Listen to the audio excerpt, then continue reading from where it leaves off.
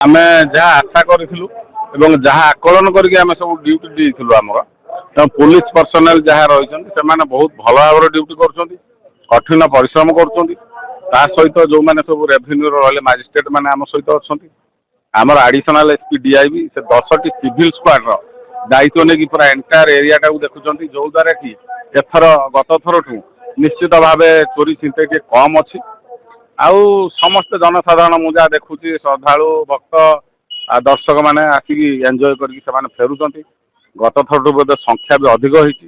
ତେଣୁ ଦର୍ଶକମାନଙ୍କୁ ଧନ୍ୟବାଦ ଦେବି ଆପଣଙ୍କ ଜରିଆରେ, ଚରମ୍ପାବାସୀଙ୍କୁ ମଧ୍ୟ ଧନ୍ୟବାଦ ଦେବି। ସେମାନେ ବହୁତ ଶୃଙ୍ଖଳିତ ଭାବରେ ଆସୁଛନ୍ତି ଏବଂ ଏଠାରେ ମେଳା ଉପଭୋଗ କରି ଯାଉଛନ୍ତି। ସାଇବର ସେଫ୍ଟି ଉପରେ ଗୋଟେ ଆୱାରନେସ୍ ଚାଲିଛି, ବର୍ତ୍ତମାନ ରାଜ୍ୟରେ ଚାଲିଛି। ତା ପାଇଁ ବି ଆମେ ଗୋଟେ ଟେଣ୍ଟ କରିକି ଛୋଟ ଷ୍ଟଲ୍ଟେ କରିକି 2 ଦିନ ହେଲା ଆରମ୍ଭ କରୁଛୁ। ସେଥିରେ ଲୋକମାନଙ୍କୁ ଆମେ ସଚେତନ କରାଉଛୁ, ଲିଫଲେଟ୍ ଆଉ କିଛି ପାମ୍ପଲେଟ୍ ଏବଂ ଛୋଟ ଭିଡ଼ିଓ ମଧ୍ୟ ଦେଖାଉଛୁ।